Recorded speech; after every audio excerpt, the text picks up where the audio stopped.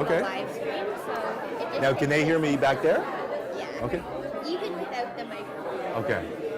I had a cold last week, so my voice is a little bit weakened, I think, you know. Normally I'm a loud lecturer, but I'll put you up a couple levels so that you can be I appreciate it. really quiet. Can you hear? Test, test, test.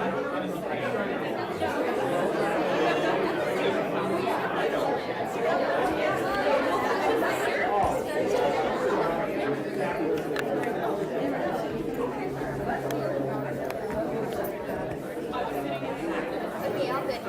It's working? Okay, great.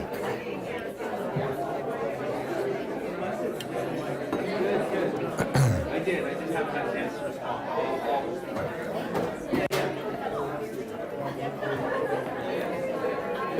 First time I've been nervous giving a talk in a long time. Coming back over to the professors, you know?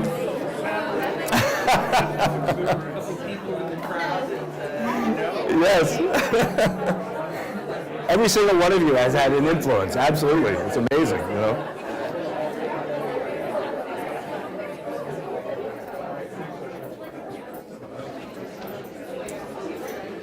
Okay, if people could take their seats, we'll get started. So just before we get started, we're just going to have an acknowledgement here to begin. So hi everyone.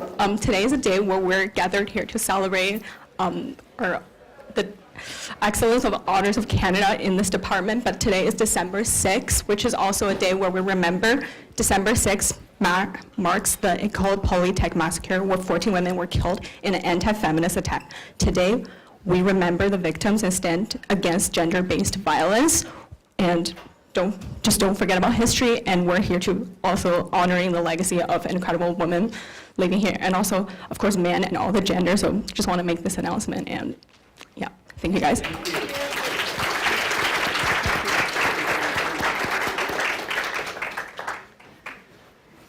Okay, so now the next half of our symposium is honoring Louis Schmidt, and we're celebrating him becoming a Fellow of the Royal Society of Canada. He's actually won many awards for his work on shyness, social emotional development, and early determinants of mental health. So indeed, he holds the McMaster University Faculty of Science Research Chair in Early Determinants of Mental Health. His many honors include Fellow of the Association for Psychological Science and the Pickering Award for Outstanding Lifetime Contributions to Leadership, Mentorship, Scholarship, and Developmental Psychology in Canada. Long title. But you'll hear more about Louis tonight when we go over to the Buttery. And I just wanted to say that Louis has been one of the most incredibly supportive colleagues that one could ever want to have. Again, as a fellow developmentalist, I've had so many interesting discussions with him, learned so much from him, and I'm very grateful for that. I also should say that I really appreciate Louis for being a voice of reason in difficult times. I think he's really helped this department along over the years, and we're grateful for that as well. And as you'll see, Louis is also a very supportive mentor to his students. And so our first speaker is Elliott Beaton. He's an associate professor now at the University of New Orleans, and he directs the Stress, Cognition, and Affective Neuroscience Laboratory. He researches the neurobiology of stress regulation, socio-emotional development in children with pervasive developmental or genetic disorders. So Elliott himself has received many awards, including an early career research award from the University of New Orleans. So he actually did his PhD with Dennis DeCatanzaro. It's good to see you. And there he learned to conduct non-invasive hormone studies of stress in mice. Reproductive physiology in mice. Okay. Yes, yeah. But you looked at stress hormones. Well, that's the one I talk about in the talk. That's the transition to Louis. Not transition of me. I was still Dennis's primary student. He's my primary mentor, but that's the transition. We studied pubertal development, pregnancy disruption, the Bruce effect, Vandenberg effect. Yeah. Okay. So my understanding of the story is that you did a project course with Louis during your PhD. Yes. And that was on stress. Correct. And you were measuring cortisol in saliva, things like that. Correct. And that had a huge impact on you. Yes. In fact, I don't think you study animals, non-human animals. Anyway. No, but I do have some gerbil imaging. If you're interested, Mayu wants to get back into imaging, some gerbil imaging that we're working through, but yes. Okay, so if you want to hear about that, come to the Buttery, and I'm sure he'll be happy to tell you. Yeah, so during your postdoc, then you studied with a number of people. So you studied with Lewis and did EEG. Jeff Hall, Mike Noseworthy, fMRI. Yeah. Tony Simon on children. I know that was at UC Davis at the Mayu Institute. That was yeah. Yeah. So you had quite an interesting postdoc career. But what Elliott says is that everything that he's doing all really comes back to that independent study with Lewis, measuring cortisol in very shy children. So Lewis had a tremendous influence on absolutely. you. And we now look forward to hearing about what you're doing. Thank you. Thank you so much. Appreciate being here. So it's so wild coming back here because it's a like flashback just seeing this room here and many of you. Yeah, so I unfortunately I had to miss Dennis's retirement because I was at a conference. It was already pre-booked and like that. So it's so great to see you. And one thing, this is actually a really amazing exercise. I want to thank Sigal specifically for kind of pushing this thing because it actually turned into kind of a metacognitive kind of mindfulness. I don't get too navel gazing here, but it really starts getting you to think about where did you learn your perspectives, what did who influenced you and so forth, right? And you can start thinking about all the different people that influence you, and it's a big list, right? So clearly Dennis was my primary mentor. I did my PhD with him. There's a whole story there that I could tell another time. We do a second retirement party or something, right? So, but it's not just the faculty, it's also the staff you interact with, it's your fellow students. Later on, it's your postdoctoral colleagues, and then eventually, if you become a faculty member, it's your students, right? And so you get all this different feedback, and there's different events, there's different things I can think about that I'll say in a class and like that, and I'll go, you know what, Larry Roberts said that. I remember that. Or Sigal said that, right? And it kind of sticks in your mind, these kind of things, and then we share them with our students, right? So it's a really actually quite an important thing. I would recommend for students to do this, and probably all of us should do this, is to stop and have that mindfulness moment and say, how did I get here? What is this? How do I define myself? That's going to be really important for jobs, because you're going to have to try to define yourself. I'm speaking to the grad students here and the postdocs. You need to be able to define who you are and where you came from, and if you can articulate that story well to your future colleagues, then they're going to want to work with you, right? So, I appreciate being here. I want to mention up front that I did my PhD with Dennis at Catanzaro, and many of the knowledge that I gained there in teaching and reproductive physiology and surgery and hormone measures, all these things has been really invaluable to opening up a lot of different doors for me, right?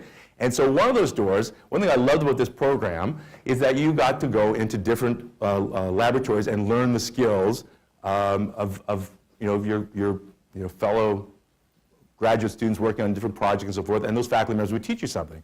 And so we were doing all of these very, very careful measurements in urine in mice every day, going and picking up the urine with a little 25 gauge needle and measuring these steroids in these animals over time, and we build our own equipment, everything like that. And we did some pretty cool stuff. And so then, and that's what this paper here, I'll just give you one example of many papers that we published, but this was an opportunity for learning how to do non-invasive measures in animals that, arguably are a better approach, because just handling the animals is going to change their hormonal profiles and so forth. So then I get to Lewis, and Lewis says, hey, you can measure hormones. Can you do that in like spit? Can you do that in babies and kids? Like, yeah, I guess so, right? And I went back talking to Dennis. He's like, yeah, of course you can. And so kind of worked at these. He did warn me at the time that cortisol is very flaky, and it's affected by everything, and that's absolutely true. Same thing with fMRI. I do that too, and it's absolutely flaky. So that's why you have to replicate. But there was this really amazing opportunity to look at these corroborating physiological measures, right? And so Lewis has been studying stress for a long time, and so you can ask people how they're feeling, and oftentimes they'll tell you, and sometimes they'll tell you the truth, and sometimes they won't.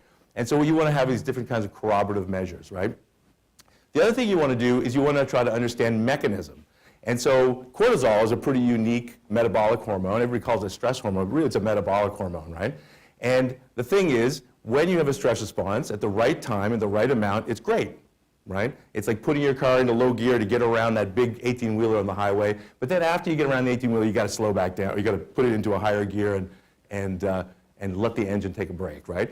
So cortisol is like that too. If it's too much, too long, it has a deleterious effect on all kinds of things in the body, including hippocampal function, dendritic spine densities, arborization of spines in places like CA1 inside the hippocampus and so forth. It affects your immune system, all kinds of stuff, right? So what we did at the time, and there's a really important lesson in here that I want to share with you too. So at the time, we were really interested in looking at social anxiety. So obviously, Lewis does a lot of stuff with shyness. And so what we did, this is kind of a really neat trick that I learned. And Lewis said, let's do this selective sample. Let's do these extreme group samples for our first pass, and then we'll go back and we'll replicate with a random sample, right? And so what we did is we screened all these different individuals for social anxiety. And we also looked for people that were really, really gregarious, that were really relaxed and wanted to come in and do the study. And we did a modified version. Totally in that study. Yeah, right? So, and we did this modified version of the Trier social stress test, which I won't go into too much, but essentially what we did, we had a camera, and we would tell people we're going to make a video of you, and we're going to show it to a whole bunch of people, right? Mm-hmm. And that's very stressful for people if you have social anxiety. And about 15% of the population is temperamentally shy and so forth. So we did that, and we found some pretty wild effects, right? And in fact, what we found was the very, very anxious people actually had this attenuated cortisol response, which is really strange, right? And so I thought, I'm a junior grad student here, I must have messed up. I screwed up the ELISA, I must have mislabeled something. The anxious people should have had a really high level of cortisol, not the other way around, right? And we've done various versions of this kind of study in going forward, but so I sat there, I looked at this, and I was like, I must have screwed this up. And Lewis was very kind, and it's like, well, not necessarily. And he introduced me to a number of his colleagues on the phone, people like Jay Shulkin and others. And what they would say is, well, why don't you look at the literature? Think about this a little bit. Are there alternate explanations for this? Because maybe you didn't screw up. We went back and looked, everything was labeled properly, the ELISA looked good, everything looked good. And really what it turned out to be was this unexpected finding of an attenuated response, right? And so if you look at Bruce McEwen's work in terms of stress, you'll see a variety of different patterns of response. You see stress occurs, and there's a stress response, variety of different ways it responds, and then there's recovery time. Some people have repeated stress over and over, they get a chance to recover. Others have a stress response that goes up and stays up and doesn't come down, right? But then there's another group that has this sort of lower level when they really should have a cortisol response, but they don't, right? And so the issue is, why is that? Is it because you're 20 and you're very robust and resilient and you can handle stress? Really these kids are in university, they've lasted a long time, they've gotten through some difficult times, and they're here. So maybe it's an adaptive response, or maybe it's a snapshot in time. And if we follow these kids in another 20 years, they're not doing so well. Right? So that's a whole other discussion. But then I want to talk about now sort of the influence, indirect influence, not just of this particular study, but on the kind of work that we do now, okay? And so here are 3 former PhD students that are involved in the work at the time. They're all graduated. This is Dr. Ashley Sanders and Diana Hobbs and David Stevenson. Ashley just started a job tenure track job at University of Georgia, and Diana's in radiology at University of Washington, and David is a research scientist at the Mind Network in Albuquerque. So very successful, smart, talented students. I've been very lucky. Fit is really important. Whoever said fit is really, Ferrinne said fit. So I want to talk a little bit about this particular paper. And this is a little bit of an older paper. This is a paper that we did. It was actually part of Ashley's master's thesis. And we expanded it up because I want to show you the kind of influence where we can do a bunch of different types of measures on a coggy task, right? There's a lot of coggy stuff here, right? And incidentally, I wanted to mention too, we have, Daphne, you sent us, or maybe Maya sent us, the Jane Face task quite some time ago, and we have stacks of Jane Face task data in these kids that we study. And that's a whole other discussion, but I'll mention this. These children need a much larger distance between objects to see a distance. Their zone of indifference is different, right? So all those configural facial features and distance in the eyes, I think they're going to be particularly difficult time. We also have neuroimaging on that too. So we have a grad student. I was trying to get some of this stuff analyzed for this talk, but do 2 for 1, but we didn't get it done in time. So, but anyway, I want to talk about this paper, Working Memory Impairments, in this group of kids called chromosome, they have a particular genetic deletion called chromosome 22q11.2 deletion syndrome. You might know it as velocardial face syndrome or DeGeorge syndrome, but really the overarching term is chromosome 22q11.2 deletion syndrome. There's also a deletion version, it can vary a little bit in the amount, at least it's a hemizygotic deletion, but I'll get into that. I also wanted to mention too, we don't have time, obviously I did bring my 150 slides, but I wanted to mention a couple other influences. So this is a work that when I did a postdoc over at St. Joe's with Jeff Hall and Lewis, we started doing a lot of imaging stuff. And I bring this on because I want to show that we bring this in too, and we bring it in and we expand it, right? And you expand it with the help of new colleagues that you meet and your grad students and so forth. So there's a whole other talk we could do just on this kind of stuff, right?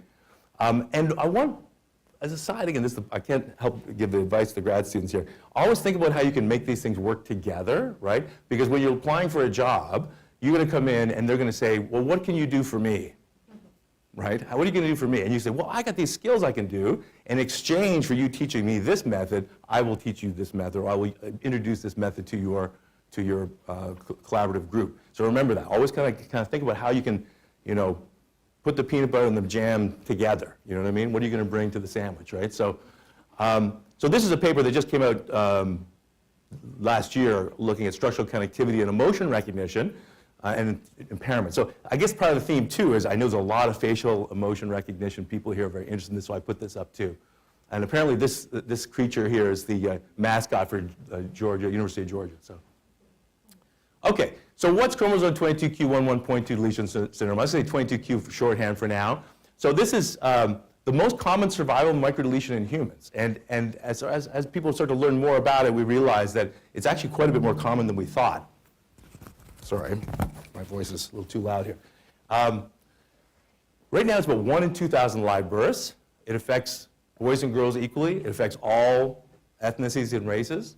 It's seen in all countries. It's sometimes a little bit more difficult to detect depending on the facies and things like that. It's a highly heterogeneous syndrome. And it results from about 20 to 30 genes being deleted at the 11.2 band on chromosome 22. And there's some big genes in there. COMT is in there, TBOX1 is in there, proline dehydrogenase is in there. There's a bunch of big genes, especially these sort of midline developmental genes like TBOX1, things like that. 90% of the time it's de novo. But if you have it, you have a 50% chance of passing it on to your offspring. Okay? Oftentimes, I should say historically, these children didn't survive. They often had very, very serious cardiopulmonary problems, tetralogy of Fallot, interrupted aortic arch, and other kinds of very serious cardiac malformations. And with the advent of really good neonatal cardiac surgery, these children survived. And so that's really important to mention that because it led us to understand something really special about them when they started surviving much longer. Okay? Very atypical brain morphometry. We can really show you all kinds of images there. Oftentimes problems with palate, including occluded cleft palate. So they have difficulty with speech, they have difficulty with latching, they have difficulty with eating, they have low motility, things like that. Facial dysmorphisms, a lot of metabolic and immunological deficiencies. Some of these kids are born without the thymus gland, for example, or they might have hypocalcemia and seizures. They have really weird kind of deposition of calcium, things like that too, where they'll have bone growing, where they'll have fusions in their vertebra, but then the enamel will fall off their teeth. All these are really very interesting, complex population. A lot of times feeding and gastrointestinal difficulties as well.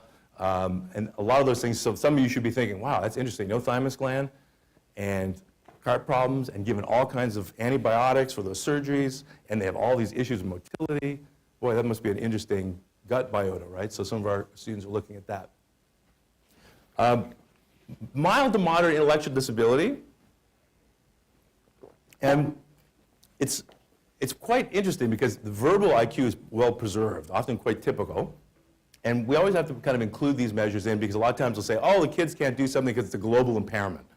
But no, we look at that. We try to actually control for those kinds of things and say, no, it's not a global impairment. It's something specific about this particular population of children. It's very common to see ADHD and oppositional defiant disorder, or sorry, oppositional defiant disorder, different study. Obsessive compulsive disorder, and they have difficulties with temporal, visual, spatial, object tracking, all kinds of things like that. That's stuff that Tony Simon was quite interested in. Numerical thinking, stuff like that. Well, we'll get into that later.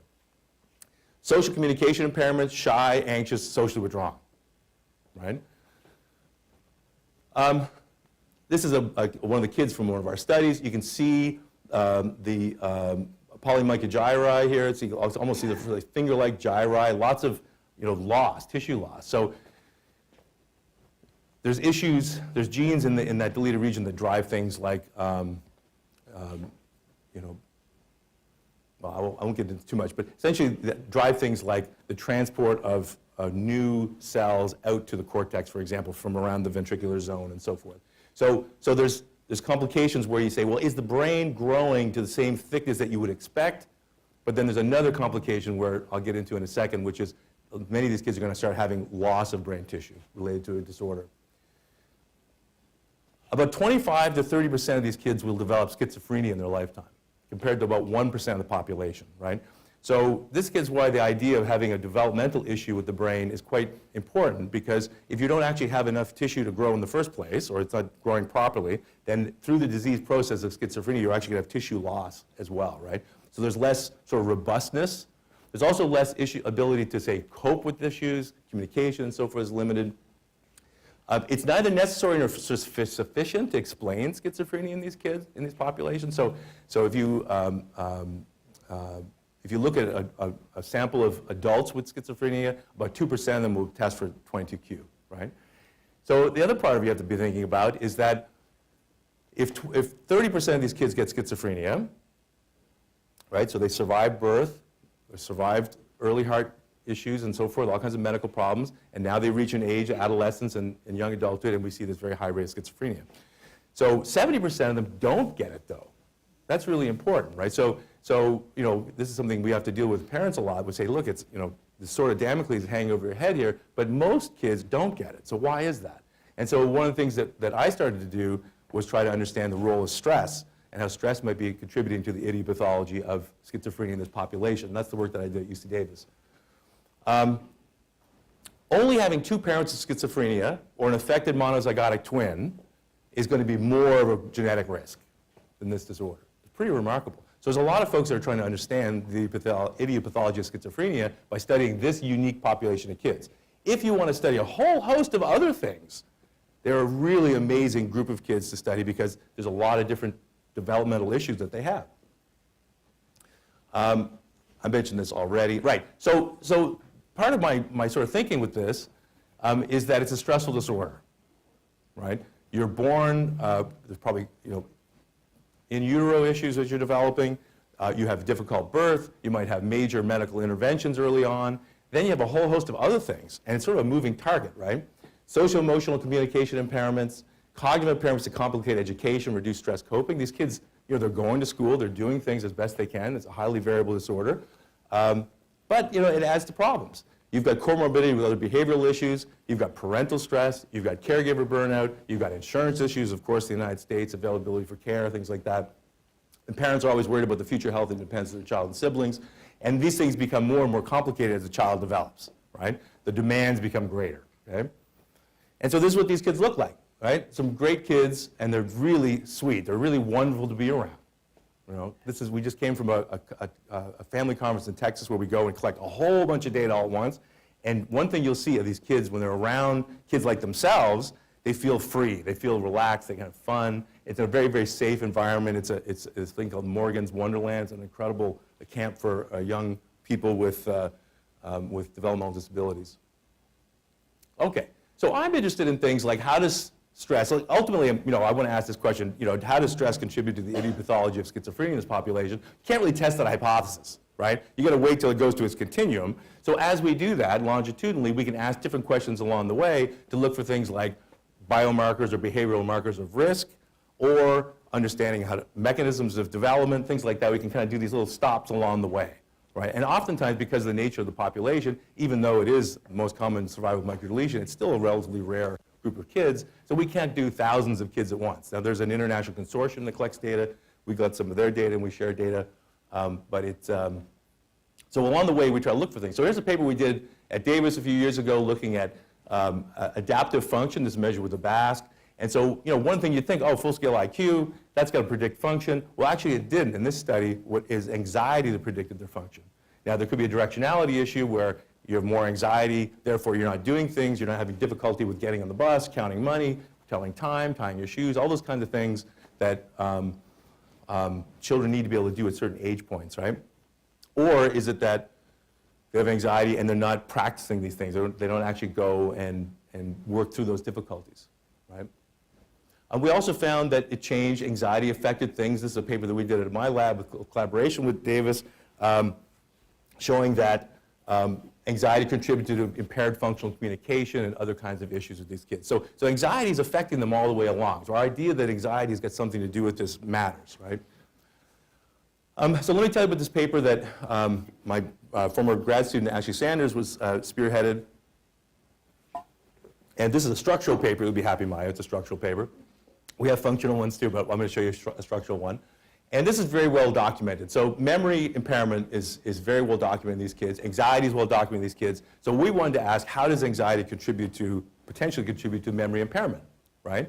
So memory, some of these things, this population may, rise in part for coping with long-term stress and anxiety. It's going to impact school. It's impact a whole bunch of different things. And so we want to look for these neurocorrelates. And I'll get just to bring it back to sort of like a practical aspect. You oftentimes see these kids will have really a problem with sort of like a series of steps that they need to do. So they'll go to the shower and they'll wash part of their body, or they won't clean themselves properly, or they won't use the toilet properly, or they have different steps within these different sort of tasks that you think you'd break it down. You're going to tell a computer how to do this. You have to do each one of these. You brush your teeth. You have to do each of these little steps, right? And so working memory isn't just about learning how to do schoolwork. It's also about learning how to do practical everyday things, right? And so this is a big issue that parents struggle with, right? And so then kids go, oh, that's just ADHD. Well, it may not be. And working memory, of course, relies on your ability to efficiently update and manipulate task-relevant information, right? And so if you have anxiety, those exhaust that cognitive capacity, right? It's going to affect your performance. It's going to have issues with processing efficiency, attentional control, and so on, okay? Something is in the back of your mind distracting you from what you want to do. And the more attentional control required, the more you have to manage that anxiety or really use that sort of costly focus, okay? So we had a couple hypotheses, one of them being that kids with 22q are going to have greater levels of anxiety. That's kind of want to make sure that the kids we're studying actually have that issue, right?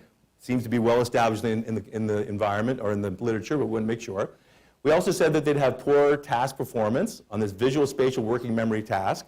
This is a task that we built in our lab using ePrime. And then we said that anxiety will mediate the relationship between kids with 22q, with visual spatial working memory, controlling for age, sex, and symptoms of ADHD. So you might say, oh, they just have attentional problems. How are they going to do the work? We want to control for that, right? We used this multidimensional anxiety scale for children. We used the SNAP-4. It's not ideal, I know, for those clinical folks in here who say, SNAP-4 for attention? But, it's what we had. 3 minutes? Okay. I may go a touch over, but I promise I'll stop quick. So here's demographics. Here's the group of kids, about 32 typically developing kids, 20 kids with 22q. There's one of the kids involved. We showed that, first of all, that our working memory task predicted performance. The working memory IQ subscale actually predicted performance on the memory task. We want to show the memory task actually measured something that was established, and we showed that, okay? And we also looked at psychophysiology. This is the corroborating stuff. And again, this is some of the influences of Lewis's work, right? And so we measured things like cortisol, we measured heart rate variability, respiratory sinus arrhythmia, temperature, things like that. And this is a picture of Ashley with one of the kids putting the electrodes on. And then we had to do, first of all, a simple relaxing kind of task where we would come a baseline task, where they just had to touch fish, right? So we were measuring their cortisol ahead of time, all these other physiological measures in real time, in millisecond acuity. But we wanted to sort of get them used to doing something and treat that as a baseline. And then what we did was we stressed them out with math. Math stresses a lot of people out, and they're particularly challenging for kids with 22q. And what we do is we have this countdown system here, and what the kid has to do is actually pick one of these numbers to see which is the right answer. If it's the wrong answer, it resets, and a big X. We used to have a thing where one of the grad students or RAs would stand behind the kid and go, and write something down. People freaked, they cried, it was terrible, we stopped doing that. But we're not going to have any more studies, right? So we stopped doing that. And this is the task. You can see here the target object shows on one of these different spots, and then it shows up in the middle, and the kid, you can tell how fun the kid's having so much fun with this. And so then they have to remember where that object showed up. They touch the screen where it is, and essentially what you do is it gets more and more difficult with more and more objects, and eventually what we can do is we can kind of get a neat little score in terms of how many objects and then your percent accuracy. So you can actually measure that over time and people get better. Then we have a recovery period where you look at fish swimming around, quite nice. And what do we find? We found that kids with 22q actually had a higher ADHD score measured as a SNAP.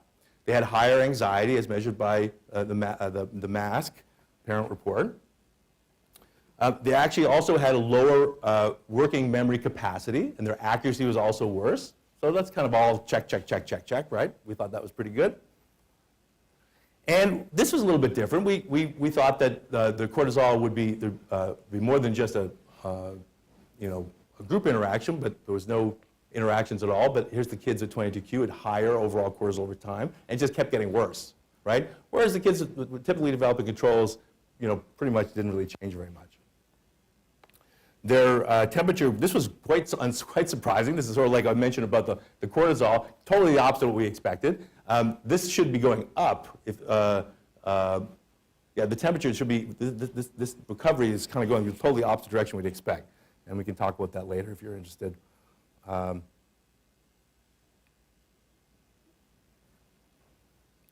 should say this, the kids at 22 recovered more than we expected.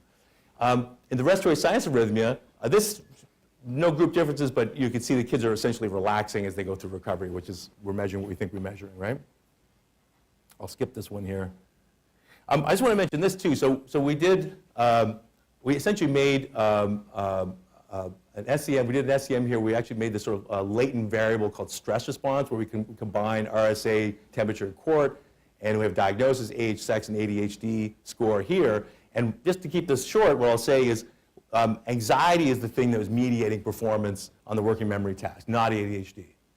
Okay? So essentially controls for ADHD. Okay. So parents of children reported significantly higher anxiety levels. Kids with 22q score significantly poorer on these working memory tasks, and the children with 22q had significant higher cortisol levels. And this is kind of interesting. The RSA stress recovery was only significant for typical controls. That was the other thing I showed in terms of math. The kids who were really relaxed with math, who were good at math, didn't make a lot of errors, actually had a much more sort of healthy RSA profile. Okay. Save a little time here. I can't fit in my 200 slides? All right. Okay. So I want to make a plug here for postdoc. You always got to do the plug your future postdoc. So this is my student, Rowan. Rowan, and I want to mention this as influence that students have on you, right? So Daphne Maurer, my last PhD student, just graduated, Dr. Maurer now, had hearing impairment herself, and she was very interested in the effect of hearing impairment, right?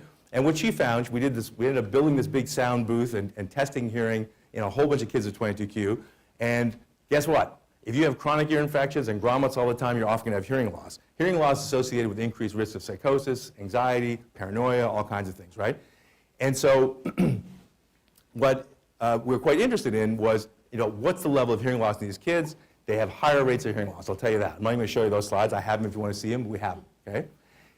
What we also have is lots of imaging data, right? And so what Rowan did, so 80s takes us in this new direction, and then Rowan says, well, why don't we look at the auditory cortical development in these kids, right? Because what are you going to worry about if you have a patient population that has high risk of schizophrenia? What kind of positive symptoms are you going to see? What's the most common positive symptoms? Hallucinations. What kind? Auditory, right? So we want to start looking for differences in the auditory cortex, right? And so what Rowan actually started doing, this is the problem, we have hearing data on a whole bunch of kids with 22q, we have imaging data on a whole different group of kids with 22q. We just wrote a grant, 1 minute. When we get a grant, we're actually trying to combine the two, right? We're going to do that. So what Rowan's done is actually found these differences in the superior temporal gyrus and the planum temporale. Both of those are very important in a bunch of really basic auditory tasks, but they're also atypical in patients with schizophrenia, okay? Last thing I'll say, I promise. Okay, you can tell what my students have to deal with, right? We're going right to the end. So I want to put a couple of really great sayings that I actually share with my students. These are really, really great sayings because this is a tough business, right? This is a tough business. So I'll start with Dennis. It just sounds tougher than it is. It's actually really true. Sometimes you just got to suck it up, right? So Dennis goes, if the work is stressing you out, just get the work done. He's right. I save letters. I have letters that Dennis has written to colleagues of his talking about different issues. I'm like, look, this is how you do this, right? Lewis always says, this too will pass. It's a really kind of positive thing. Yes, it's difficult, but it's going to pass, right? Jeff Hall, Jeff's not here. I don't see Jeff. Jeff Hall said, know your audience. And the reason that he said that was we were at St. Joe's, and we were doing an IRB meeting with priests and nuns that are St. Joe's, right, and talking about checking for birth control and things like that. And I was going to open my big mouth and say something, and Jeff reaches under the table and grabs my knee and is like, quiet. Let them say their thing, right? This is the EPSORC scholarship, remember that, right? And then Tony Simon, who I'm sure many of you would love to meet, he was my mentor at UC Davis, he would say this life is not for the faint of heart, because when you're in psychiatry at UC Davis, it's 100% soft money, right? So it's either win or you're out, right? You're out, okay, get the hook, it'll put the hook on me. All right, that's it. We'll say thank you very much. Here's some of the students who are involved. I'm happy to talk about this stuff at the faculty club. The buttery, okay.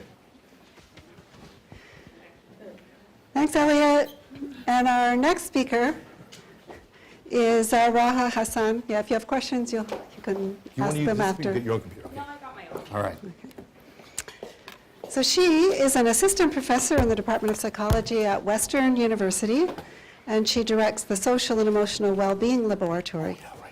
So she just finished her PhD, graduated in 2023, and was hired directly from PhD without doing a postdoc.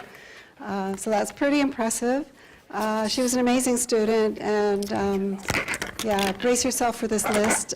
She won a Vanier Graduate Scholarship, the Governor General's Award for Top Graduating Graduate Student, the Elizabeth Munzberg Koppitz Child Psychology Graduate Fellowship from the American Psychological Foundation, Dissertation Research Award from the American Psychological Association, the Patrice Eagle Dissertation Grant from the Global Early Child Development from the Society for Research in Child Development. Was there more? Did I miss anything? You missed nothing. Yeah, so we're really looking forward to hearing about your research. Thanks so much.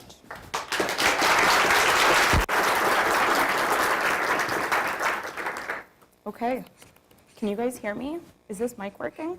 So I have lost my phone. So if anybody has found a phone, Christy, do you have my phone? Okay, well, if anybody finds a phone, please don't steal it, and please do return it to me, or else I'll have more negative associations. With McMaster, I have very positive associations now, so please don't steal my phone. Okay, so I am really, really happy to be here today. I can't think of a better reason to come and give this talk. When I got my job, I promised myself I would never give another talk. And so this, for me, is a pretty big deal, because the only person I would do this for really is Lewis. So before I jump in, for those of you that don't know me, I'm just going to tell you a little bit about where I came from, and then I'll tell you about one study and then I'm going to tell you a bit about Lewis. So I actually did my undergrad and my PhD here at McMaster. I fell in love with developmental psychology, I think in Dr. Ostovich's child development class, and I couldn't really think about much else after that. And so what I did was I ended up basically cornering Lewis and asking him to take me as a graduate student, and he said yes. And so I stayed here for quite a long time, and then I defended, and then he hooded me, and it was all very, very nice. So that's kind of my experience here. And so much of our shared work focused specifically on shyness. So today I'm going to tell you about a single study, and I'm going to tell you about it because I know Lewis loves this study. But I'm also going to tell you about it because from the study I can give you some information about the kind of Lewis, the kind of mentor, the kind of Lewis a mentor is, the kind of mentor a Lewis is, and I think it'll help you understand why so many people continue to speak so positively about him today. So before we talk about what self-regulation is, which I don't know if I've said that, but that's what I'm going to talk about today. I'm going to talk to you about shyness and self-regulation. Before I tell you about that study, I'm going to tell you a bit about how we think about self-regulation as a society. So here are some articles that I've pulled recently that focus specifically on the topic of self-regulation. So as you can see, these are really positive framings, right? We tend to think about self-regulation as something that is really helpful for children. And we think of it as really helpful because we think that these children can probably raise their hand and wait to be called on rather than what I used to do, which is I would get really excited and I would just blurt out what I was going to say, right? And these children can also do a better job than I did at playing independently all by themselves at school. Or self-regulation is really helpful for the development of children's social relationships. So these children, we think, are better able to modulate their inappropriate social behavior, and in that way, maybe they have higher quality friendships or they might have more friends. And in this framing, what we're doing as a society is we're often asking, how can we get more of it? And maybe because of my clinical training, I'm often thinking about these underlying assumptions and beliefs.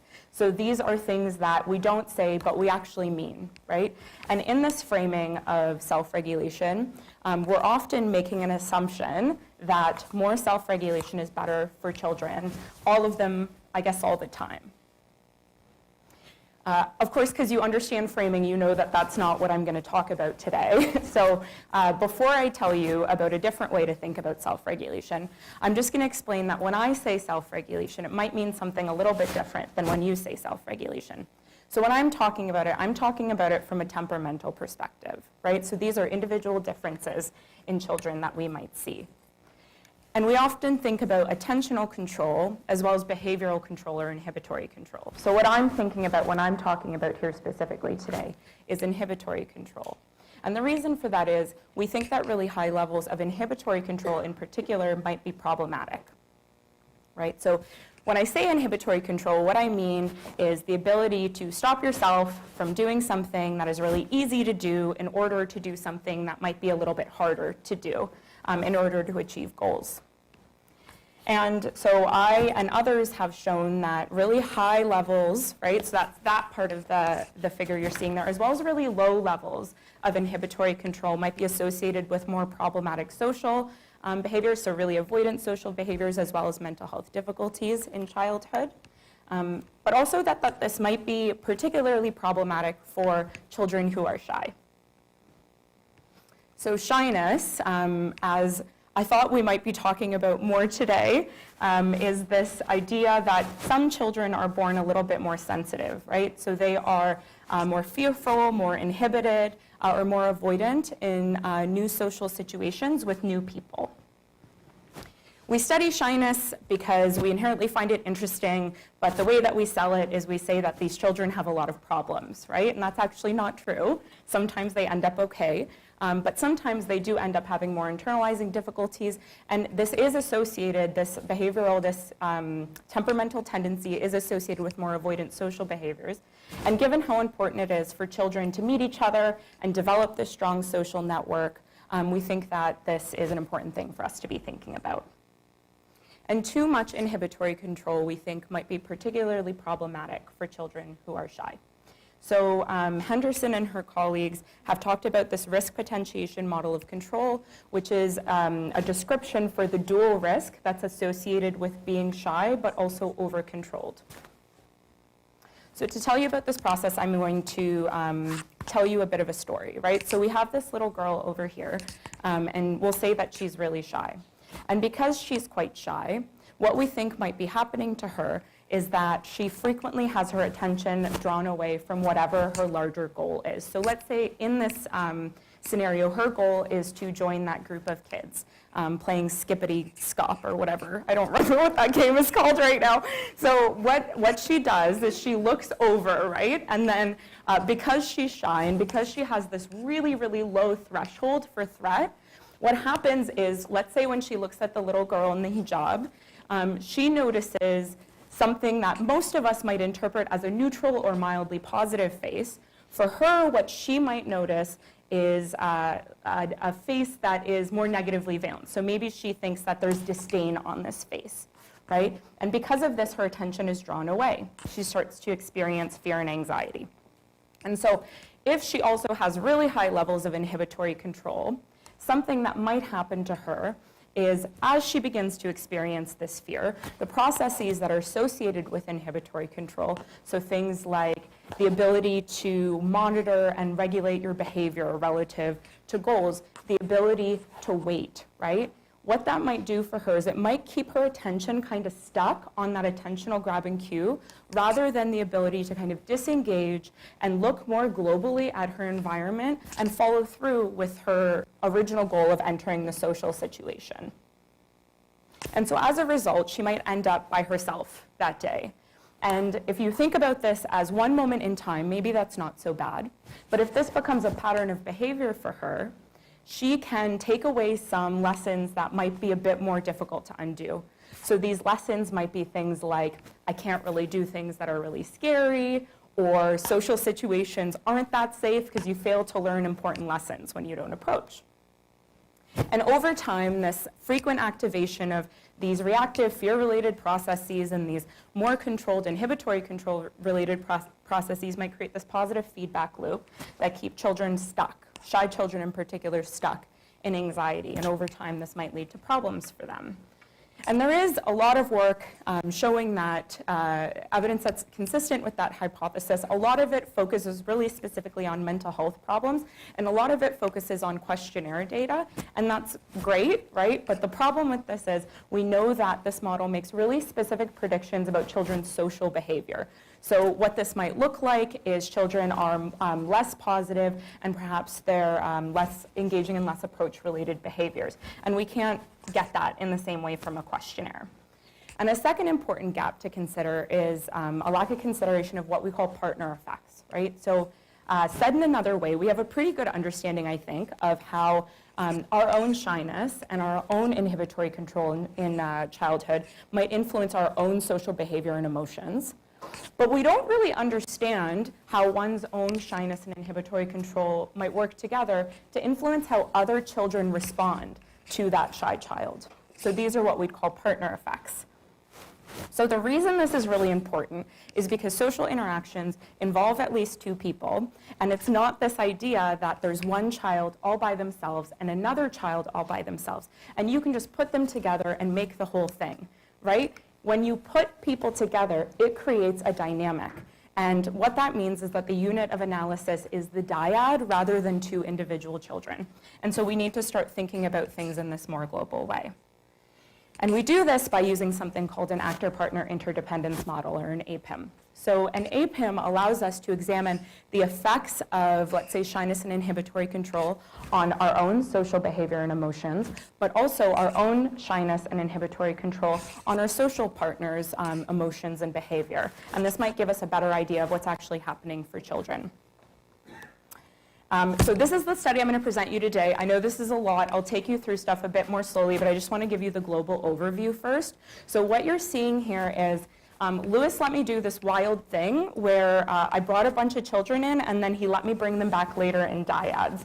And this took a long time, and I was really grateful that he let me do that because it allowed us to look at some really interesting stuff. So when children were 3, we brought them into the lab together, and we measured their shyness. We also measured their inhibitory control. I'll show you in a moment what that might look like.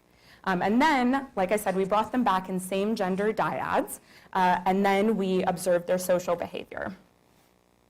So shyness, like I said, it was parent reported at age 3. At age 3, inhibitory control was a composite. I'll go through this kind of quickly to save some time. But this is a questionnaire-based index, so this is just us asking parents, hey, how's your kid at doing things like Simon Says? And then we used a more attentional-based measure of inhibitory control. Given the crowd, I'm not going to go through what the flanker is. And then what I find really exciting, I don't know if the sound's going to work, but I'll try to show you some videos today, is this behavioral measure of inhibitory control. So this is a task, we call it the Dinky Toys task, and it's any videos I show, I have permission to show, I promise. But it's this really lovely task where what we do is we take children and we give them this really presumably exciting box of toys. And we tell them, okay, you did awesome today, I'm going to give you a prize to take home. But you can only take it if you go ahead and you put your hands on your lap and you tell me using your words which toy that you want. We do this twice because sometimes children are bad at listening and we want to make sure that we're getting a measure of their inhibitory control rather than something else. And these children are 3, right? So this is quite difficult for them to do. What you're asking them to do is to stop themselves from going and grabbing this really exciting toy, which is all 3-year-olds want to do. You're asking them to wait, you're asking them to vocalize, and you're asking them to tell you what they want, right? So I'm going to show you 2 examples of children now, and then of course later their behavior was coded on a scale of 5. So one of these children is going to get a 5, one of them is going to get a 0. Okay, so let's start with this little girl. I hope the sound works. Because you did such a good job today, okay? I'm going to let you pick out a prize to take home. Well, I have bad news for you. The sound's not going to work. Can we turn it up over there, or is that it? That's okay, I have these memorized. I'm going to narrate for you. How about that? Let's go back. Because you did such a good I'm job saying, today, because we did such a good job today, I'm going to give you a prize to take home. In this container, I have some prizes, and you can have 1 prize. But first, put your hands on your lap like this for me. There's a lot of kids. Very good. Now, when you And then I remind her to do it, and then I tell her, please keep your hands on your lap. I think I also tell her I'm going to give it to you when you tell me. Let's see what she does. So watch her behavior. Keep your hands on your lap. Keep your hands on your lap. So she says, the Minnie Mouse. So that's what she does. She's able to keep her hands really beautifully on her lap and tell me which toy she wants. So she got a perfect score of 5. This is less effective.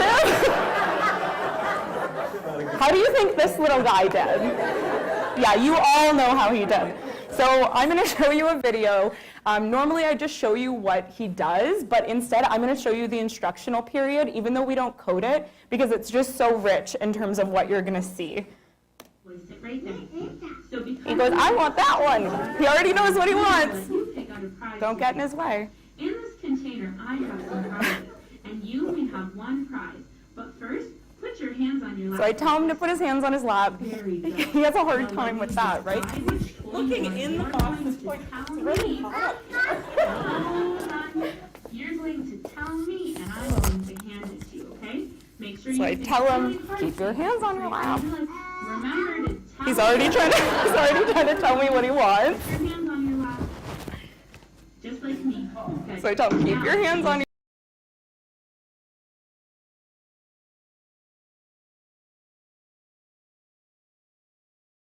of 0 or 1. I think he ends up grabbing it. So as you can see, there are individual differences in children's inhibitory control.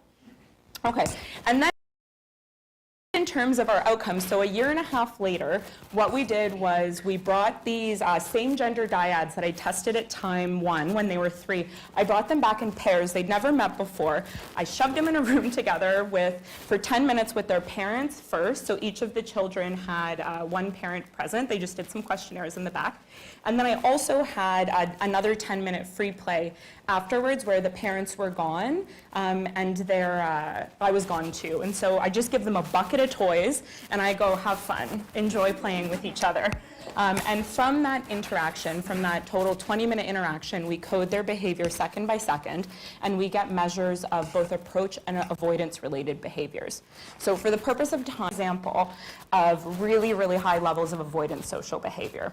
So one behavior that we are really interested in is something called unoccupied and onlooking behavior. So this is a play term, and what it looks like is children, we think, are interested in engaging, so their attention is sort of locked on something that's happening, often a child or a box of toys, and for some reason, they don't get into it, right? So they remain fixated on the cue. They're not doing something else. They're just sort of often circling the perimeter of a room and not entering the play situation. So we think that this might reflect a desire to want to go in, but something is preventing them from doing so, right? So I want you to pay attention to that little guy over there, right? So in the first 10-minute free play session, what you're seeing is he's staying pretty close to the perimeter of the wall. And he's watching what the other child is doing. You can't hear it, but the other child is doing a ton of vocalizing. He's saying things like, "Ooh, I found it." He's looking for the rest of one of those toys. And we can see our target child is continuing to look. Looking in the box. Looking at his dad.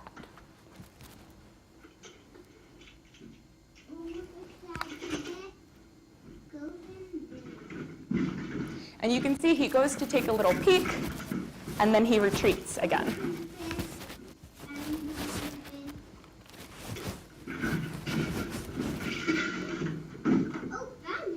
And as the other child gets really excited, he says something like, "Oh, I found it."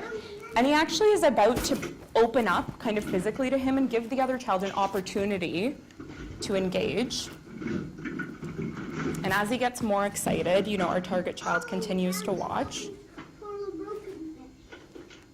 So look, he opens up, he sort of faces the child, and I think he thinks about approaching, but then he goes right back to the wall, right? So this is our example of avoidant social behavior.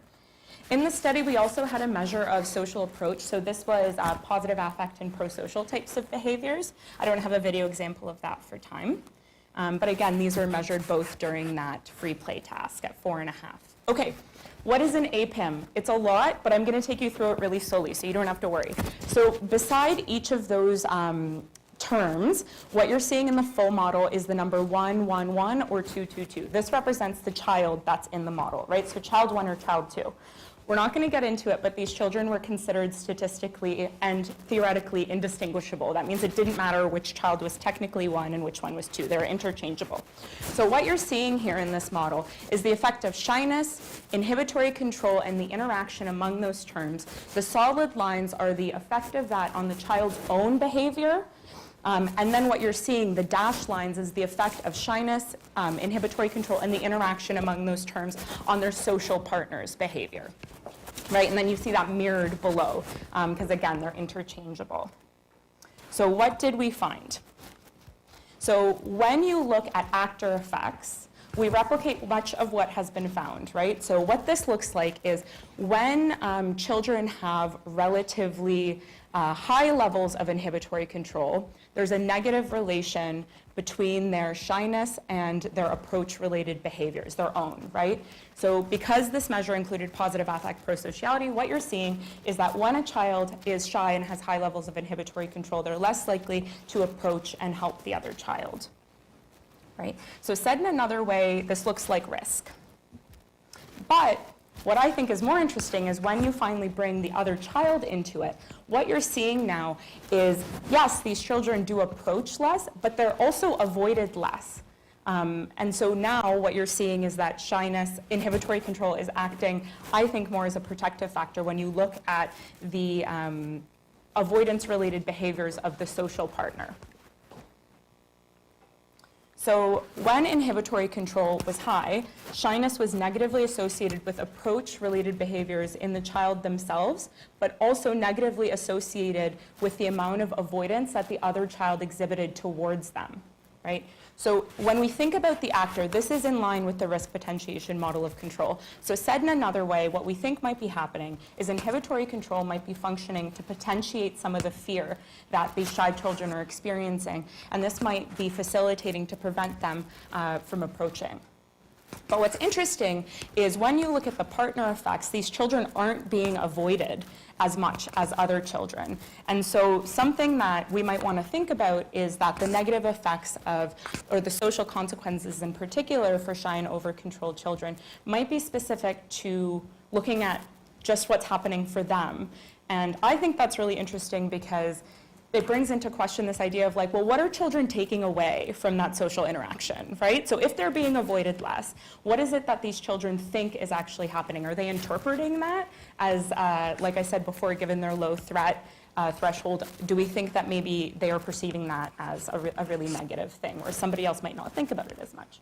Okay, so science over Lewis now. Let's talk a bit about Lewis. So this is a tough thing to do because if you know Lewis, you know he's an extremely humble guy, and I imagine that having us talk about how lovely you are for a really long time is uncomfortable, but what I'm going to do is I'm going to take a page out of your book and talk about you anyway, because regardless of our temperament, Lewis has always spent so much time talking his trainees up. So I'm sorry if you're uncomfortable, but we're going to talk about it.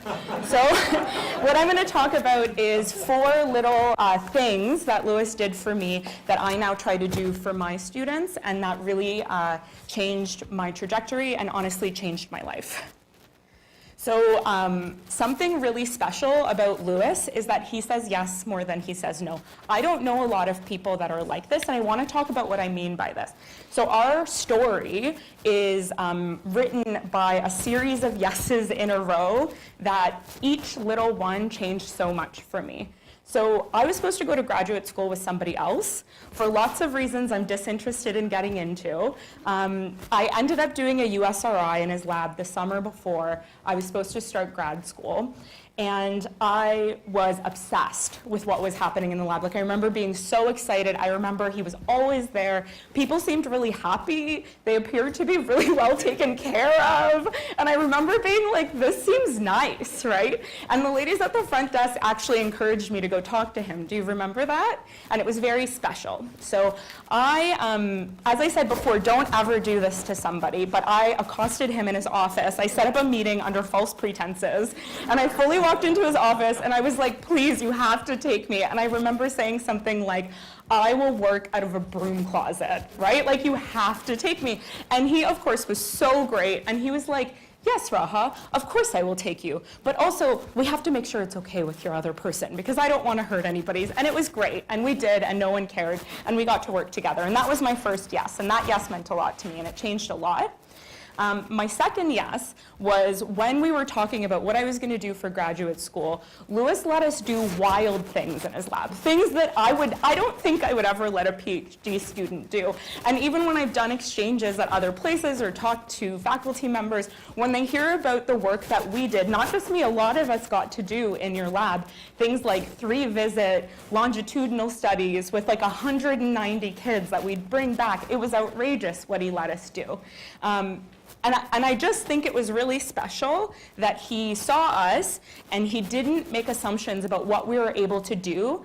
He didn't keep us on a leash, he just let us go, right? And for some of us, that meant a lot because I don't know that we would have gotten that somewhere else. And I think that they would have put a lot more limits on us, right? And so that is something that I really, really try to take with me today. When I work with my students, I try not to make so many assumptions about what they're capable of doing. And I let them show me their limitations, right? And if that bites me, it's going to bite me, but I'd rather it bite me than to not try. So that's something that I really appreciated about Lewis. Lewis, if you know Lewis, loves science. He loves our work. He loves thinking about children's development. And for me, this was a really special thing because it modeled a lot for me. It modeled something like, hey, even though all that happened today was we got this little paradigm to work, he was so jazzed up about it and I honestly think he was just as excited about that as when I got a faculty position. Like, it's the same amount of excitement. And something that's really special about that is you learn a lot about how fun science can be, how safe science can be, but then also that you shouldn't just celebrate really, really big things. You should probably also celebrate smaller things. And that's something that I'm trying to do. Because I think early on, before you know you're competent, it's all bad all the time.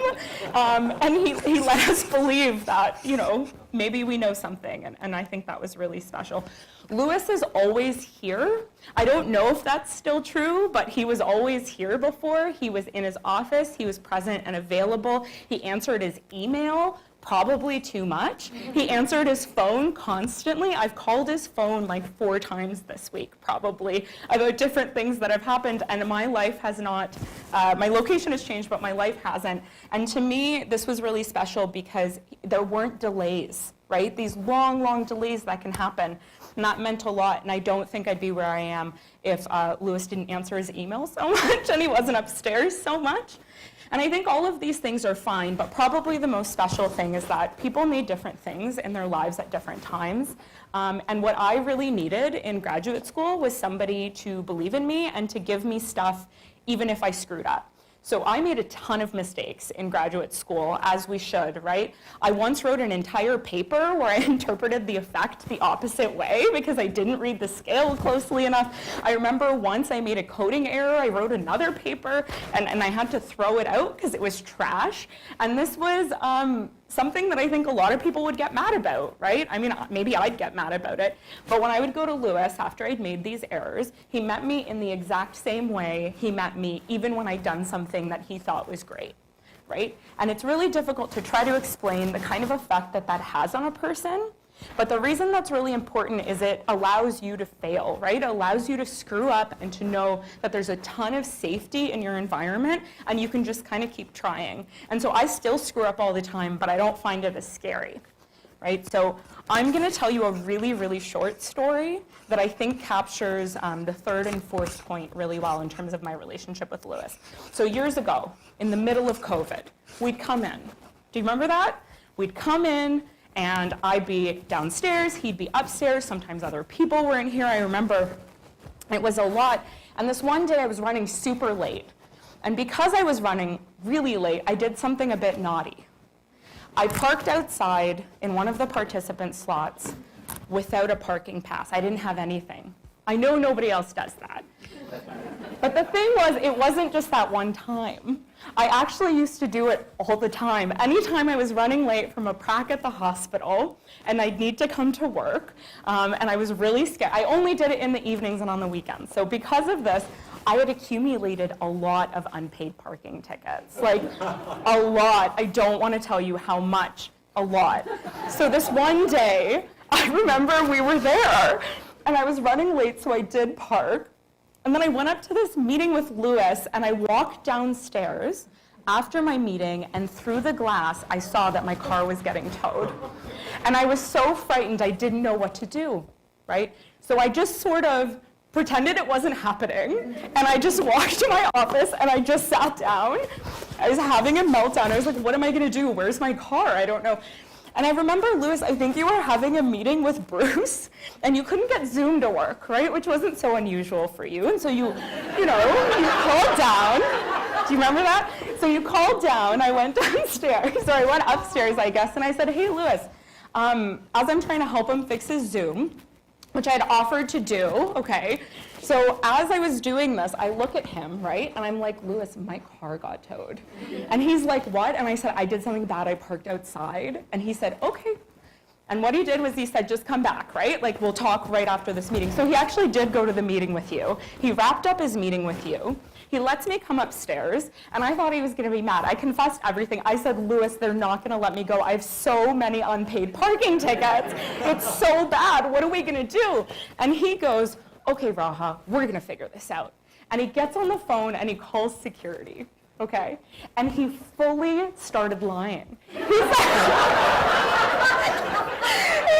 saying things like, you took somebody's car. And I kept saying, do not give them my name because the car is under my mom's. I do not have like $1,000 to pay this bill. I'm so poor.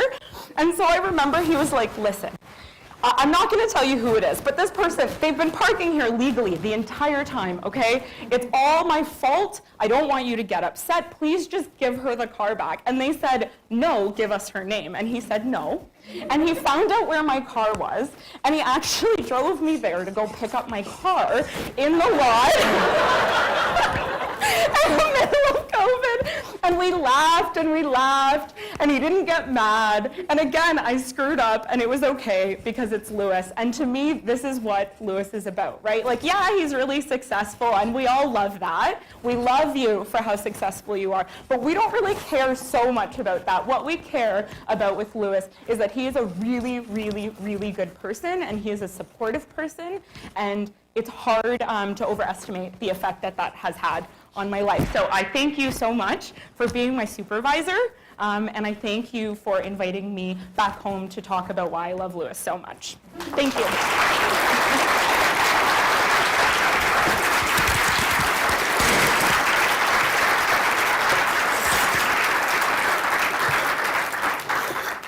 Also, seriously, does anyone have my phone?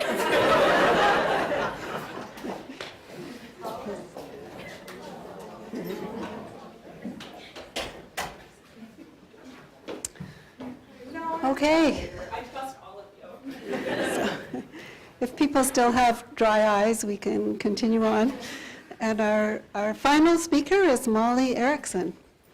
And what she represents is the future of Lewis's legacy in mentoring and research.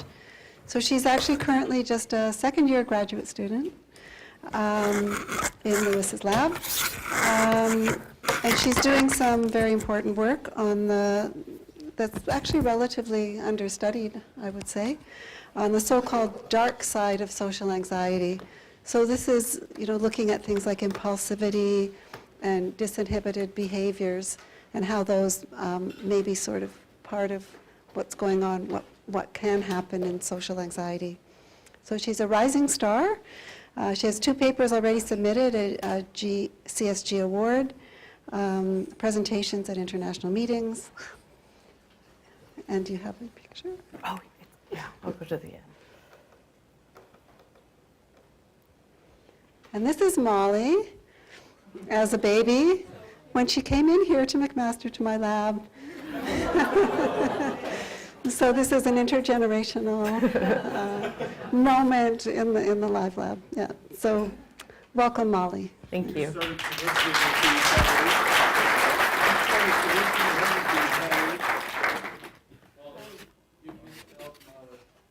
Oh, I'm so sorry. You might hate me a little bit later, too, then. Okay, my deepest apologies. If it's any consolation, everyone spelled my name wrong as well, but you're a superstar and I'm a beginner. So my presentation is only 21 minutes long, so you'll be okay. But because I'm so anxious, it might be 19. But first and foremost, I just want to thank you, Lewis, for, I guess, allowing me to be up here and talk about what I'm doing and how excited I am. And also to be in front of all of you, humbly telling you the stuff that I'm doing and fully admitting that I know nothing. So, and as we just heard from 2 of Dr. Schmidt's former graduate students, it's clear that the work he's done over the years has not only shaped careers, but also elevated the field. And while I'm sure much has changed, including the color of your hair, I'm sure one thing has stayed the same: the dad jokes. Dr. Schmidt has a knack for sprinkling his lectures with classic one-liners. And one of his favorites is starting off the semester by prefacing that a lot of what we will be looking at throughout the course of the semester is directly from the lab. But don't worry, because we don't study narcissism. And while this joke seems to be a staple of his classes, it's actually not true at all. Dr. Schmidt has indeed ventured into the world of studying narcissism. In fact, the first paper Lewis and I worked on looked at the association between shyness and narcissism. So I suppose the joke's on you, or maybe me. Looks like we're looking at narcissism after all. And what's that saying? Research is me-search? Well, as Raha just said, Lewis is humble, So I'll let you guys come to those conclusions about me. Okay, so now that you all know my deepest, darkest secret, I'm going to start off this presentation by giving a fair bit of background. And the reason being is because I have an H index of 1, so I don't have a lot of studies to present. But I think it will be important to kind of lay the theoretical groundwork. And then I'll go on to discuss our 2 studies, and then end with some future directions and highlight some other really exciting work happening in the lab right now. Like Dr. Schmidt and many of his current and former graduate students have shown over the years, early childhood antecedents of adult behavior are rooted in individual differences. However, in line with Kagan's distress model, we also recognize that a child is not a passive player, but rather, not a passive recipient, but rather an active player in shaping their own behavioral outcomes. And while we often attempt to distill complex adult behavior and social interactions into biological predispositions or environmental influences, it's clear that neither of these exist in isolation. Instead, they are continuously interacting and influencing one another. But despite decades of research, there still remains much to uncover in this domain. For instance, how do early appearing temperamental traits like shyness and impulsivity shape, or are they shaped by the environments that children find themselves in? One way that developmental psychologists study early behavior is by examining its temperamental correlates, particularly as they relate to behavioral inhibition. If we think of behavioral inhibition on a spectrum, on one end we have shyness, which is marked by a high inhibitory control. And on the other end, we would have impulsivity, which is marked by low inhibitory control. Both these traits have strong biological origins and are generally pretty stable across the lifespan, with the exception of impulsivity experiencing a decrease post-adolescence. Ample research has also demonstrated that shyness is associated with internalizing psychopathology like anxiety and depression, whereas impulsivity is predictive of externalizing problems like aggression and substance use. Social anxiety in particular has been found to have a close relationship with shyness. As Drs. Poole, Van Lieshout, and Schmidt described in their 2017 article, shyness and social anxiety share several cognitive, somatic, and behavioral features. However, not all shy individuals are socially anxious, just as not all individuals with social anxiety are necessarily shy. Yet a common heuristic persists that social anxiety is solely characterized by behavioral inhibition and withdrawal in social situations, likely a lingering association from its former classification, social phobia. However, exciting new research is challenging this narrow perspective. Emergent studies find that social anxiety isn't this one-size-fits-all phenomenon. In fact, it encompasses a wider range of behaviors, many that don't fit the classic avoidance profile. In 2010, Cashin and McKnight published this review article titled "The Darker Side of Social Anxiety: When Aggressive Impulsivity Prevails Over Shy Inhibition." Admittedly, it was a title that got my attention. But since reading this paper, I've been fascinated by the idea that not all people with social anxiety are behaviorally inhibited. Earlier in 2008, Cashman and Hoffman explored this idea by examining novelty-seeking tendencies in individuals undergoing treatment for social anxiety disorder. Through a series of cluster analyses, they identified 2 distinct groups. The first group had high behavioral inhibition and low novelty-seeking tendencies. Essentially, they presented with typical social anxiety. But they also identified a second, smaller group, predominantly composed of men, who had high novelty-seeking tendencies despite having social anxiety. Interestingly, these groups do not differ in terms of the severity of their symptoms. But follow-up studies demonstrated that this atypical social anxiety group had poor responses to treatment, in which roughly 20% saw any change, and they experienced greater dysfunction across multiple domains. Building on this foundation, Cashin and McKnight's 2010 review highlighted that this atypical social anxiety group is not limited to clinical populations. Subsequent research has also identified them in adult community samples as well as adolescents. Approximately 1 in 5 individuals cope with their fear of negative evaluation and social rejection, not through avoidance, but rather through approach behavior. One explanation for this atypical coping strategy can be found in Baumeister's limited self-resource theory. According to this theory, when a socially anxious individual remains in a setting that is likely to heighten or provoke anxious feelings, such as a party, they gradually deplete their self-resource reserves. While their initial reaction might be to leave, their decision to stay drains their self-regulation capacity, leading to an increased likelihood of impulsive behavior. This is further illustrated by work by Cashton and colleagues who found that this atypical social anxiety group also struggles with emotional dysregulation. And so as a socially anxious individual's self-control wanes, their impulsivity rises, leading them to cope with their fear of the set social situation through externalizing means like aggression or substance use, which both represent paradoxical but effective ways of managing social discomfort. This remains a very understudied area, and the studies that do exist are predominantly in adult populations. Moreover, many of them are cross-sectional, and so predictors have yet to be thoroughly examined. So the studies that involve adolescent populations and longitudinal are severely lacking. This is both surprising and interesting because adolescence is a time of great physical, cognitive, and social change in which the salience of peers characterizes this period. Moreover, the onset of most psychiatric conditions occurs during adolescence, including that of social anxiety. So adolescence is a period of, adolescence is a period of vulnerability to mental health difficulties, but especially via social stressors. And while most of this discussion has focused on the phenotypic presentation of this atypical social anxiety group, embedded within this are going to be individual differences that are either going to heighten or diminish the risk for future psychopathology and social maladjustment. So to add one more conceptual layer to this, let's consider traits that exist beyond formative development, one of them being narcissism. And for any of you wondering when this would come full circle, here we are.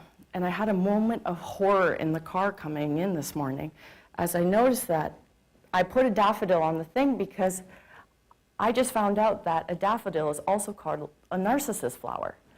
And then I was like, I don't want Daphne to think I put a daffodil, and her name is Daphne, so this is me acknowledging my horror. And this is only because a narcissus flower is a daffodil. Okay, I digress. Narcissism is a personality trait characterized by a pervasive need for admiration and a deep concern for how one is perceived by others. Importantly, narcissism can be broken down into two distinct facets, grandiose and vulnerable.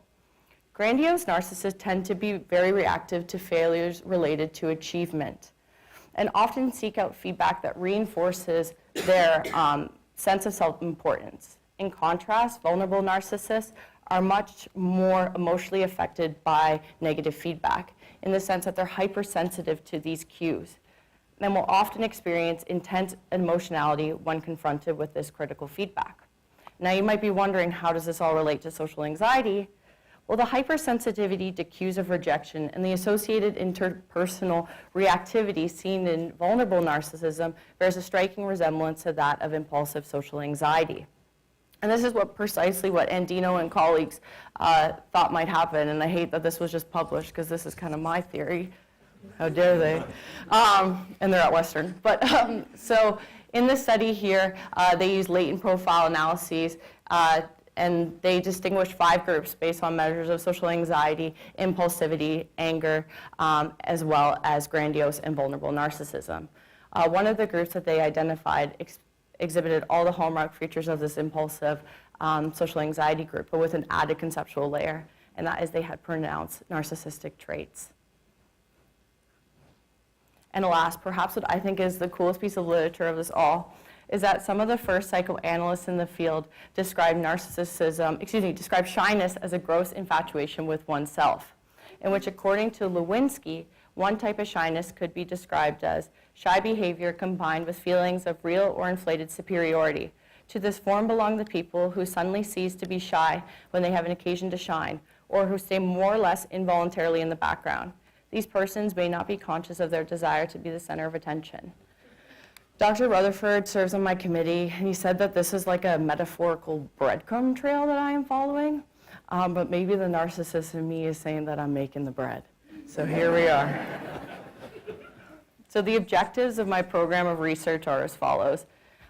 Firstly, I want to examine age-related changes in psychopathology associated with impulsivity and shyness across adolescence.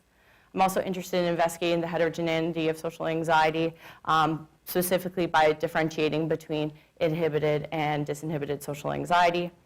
I also want to assess whether social difficulties serve as a common predictor of impulsive versus inhibited social anxiety.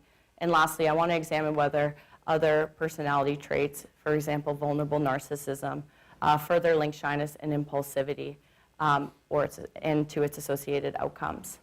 So I plan to fulfill these objectives by conducting a 4-phase study involving adolescents aged 12 to 17 and McMaster undergraduate students. I also want to examine these both cross-sectionally and longitudinally.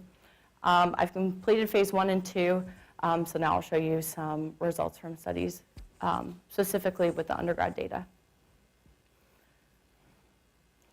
So the sample population of these studies is comprised of 471 undergraduate students from McMaster. They had a mean age of 18 years old. For study 1, our aim was to explore the heterogeneity of social anxiety by examining how individual level factors like temperament interact with social difficulties, factors that have been theorized to play a role but not systematically studied in this context.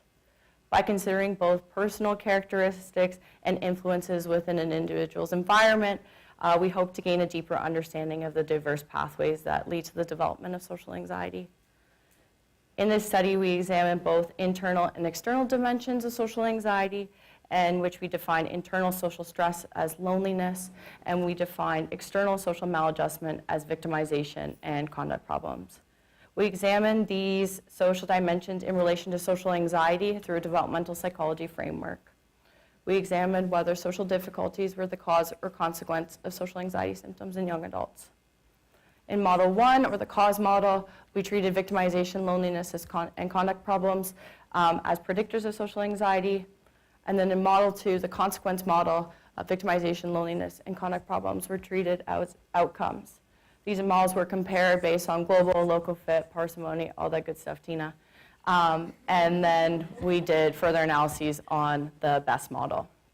So we found that the consequence model outperformed the cause model, in which we found that impulsivity and shyness indirectly predicted victimization, loneliness, and conduct problems through social anxiety.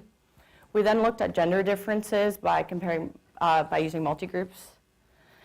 In men, both shyness and impulsivity indirectly predicted loneliness and conduct problems through social anxiety, but that was especially true from the path from impulsivity and shyness through social anxiety to conduct problems.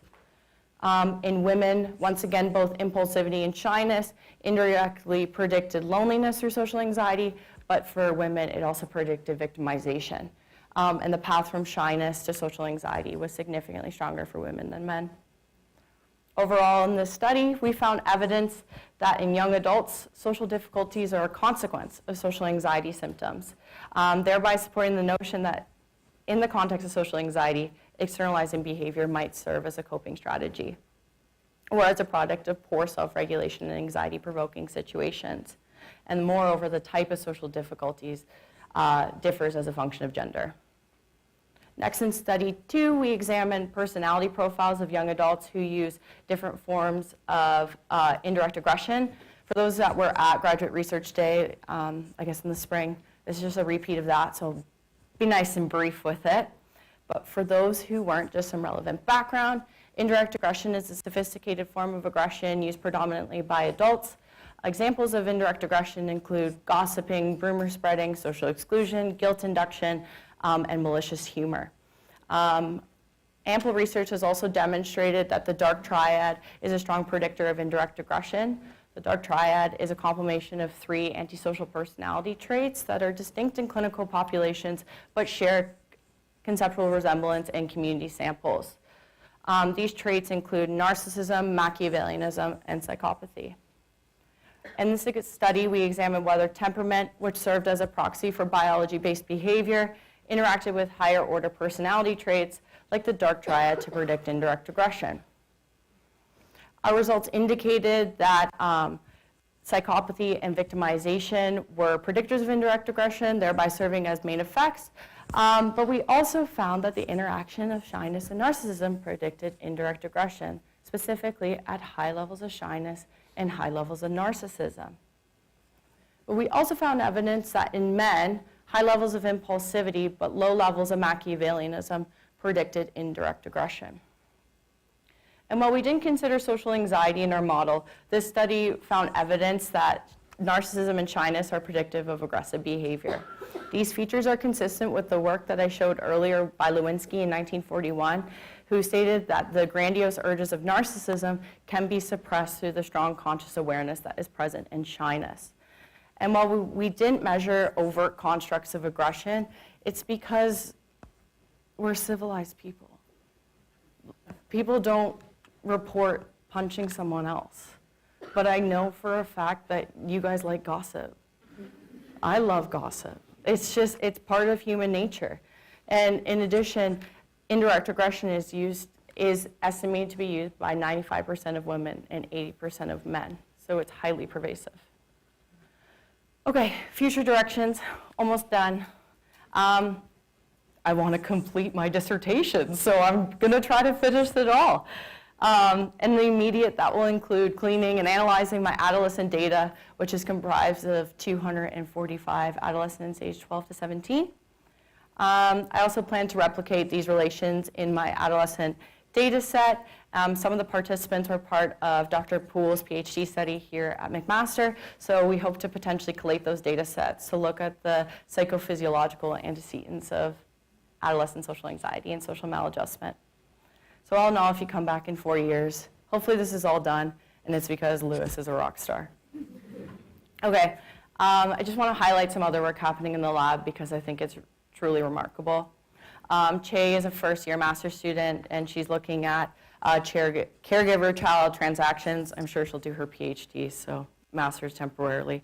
Shakiba is a first-year PhD student like me, and she's studying children's empathy.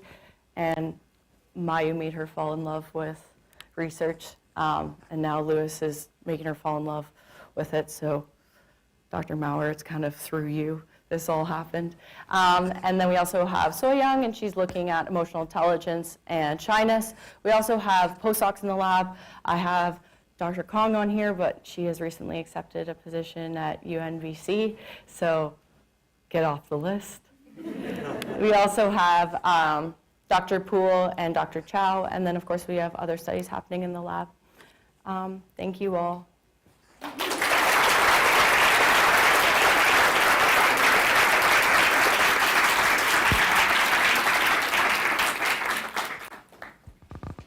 Okay, I think we have time for one question.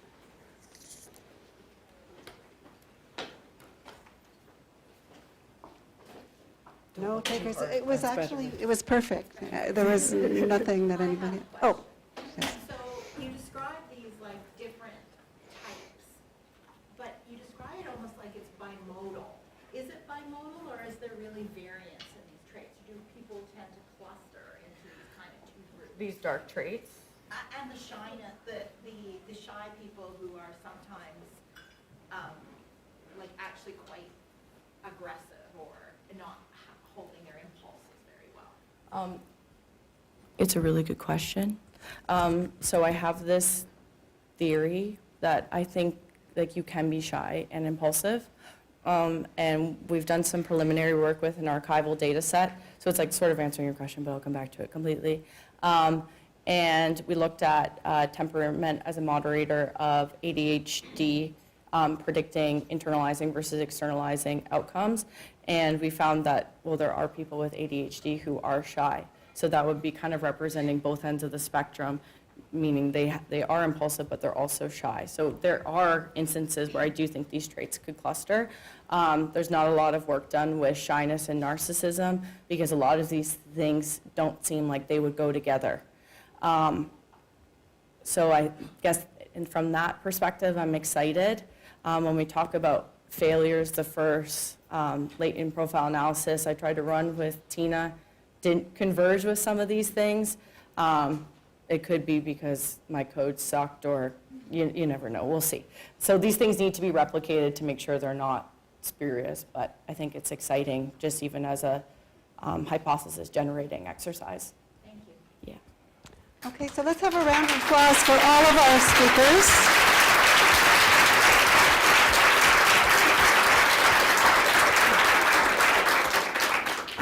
So I hope you all enjoyed it as much as I did. And now I hope you can all join us over at the Buttery If you don't know how to get there, ask somebody who does. Straight up the street. And yeah, we'll see you there, and we'll get to actually now hear from Louis and Daphne. I believe that's the plan. So we can all look forward to that. See you over there.